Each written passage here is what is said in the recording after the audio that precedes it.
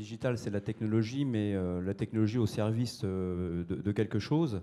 Mais plus que la technologie, c'est l'humain. Alors c'est peut-être aussi parce que notre ADN tourne autour de la protection sociale des entreprises. Donc l'humain, c'est notre métier au quotidien.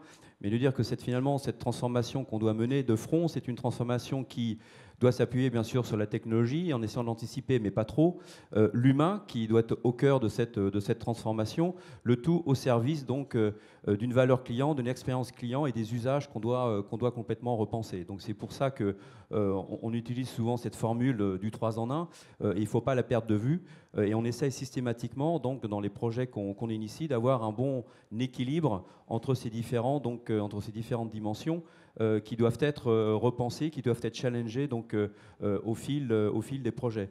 Je pense que ce qui est important... Qu'est-ce que c'est le 3 en 1 ? Le 3 en 1, c'est de dire que systématiquement, si je prends un exemple très, très concret, c'est que avant de lancer donc, une squad, la première question fondamentale qu'on se pose, c'est la valeur de ce qu'on va faire, en essayant de tirer tout ça par les usages, parce que tant que vous n'avez pas d'usage, vous n'avez pas de monétisation, et donc vous empilez des coûts ou des applications qui serviront à rien, qui vont dormir dans un App Store. Donc ça, c'est pas très utile pour l'entreprise, et assez décevant pour les employés qui ont travaillé dessus.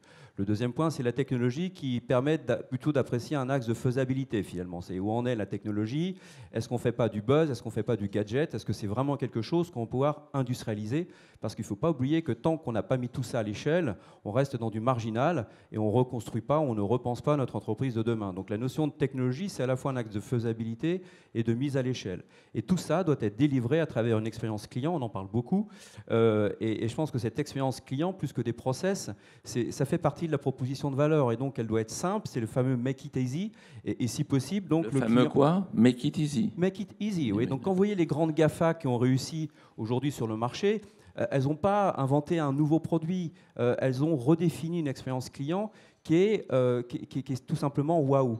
Et je pense que pour nous, surtout sur des métiers qui ne sont pas toujours faciles, c'est des produits plus qu'on subit qu'on achète, ce n'est pas des produits qui font rêver. Il faut que l'expérience client soit vraiment formidable. Et ça, c'est un véritable enjeu parce que dans nos entreprises qui subissons des processus, donc nous sommes dans des environnements réglementés, et ça, je ne pense pas que la CPR demain décide de supprimer certaines réglementations. Et ça, malheureusement, ça veut dire pour nous, entreprises, corporate, d'avoir des processus. Nous ne sommes pas une start-up, et malheureusement, ces processus doivent exister et on doit faire avec. Et tout ça, bien sûr, le client ne veut pas le voir, ne doit pas le subir. Et c'est pour ça que plus qu'une... je dirais, je n'opposais pas les deux mondes digitaux et le monde plus de l'entreprise, c'est qu'on doit répondre à cette contradiction qui est de délivrer des expériences clients dans des environnements fortement réglementés, avec en plus des tailles d'entreprise de 10 000, 15 000, voire 100 000 personnes, qui ne facilitent pas le travail. Et tout l'enjeu pour nous, c'est bien d'essayer d'avoir finalement des réponses à cette question qui est posée.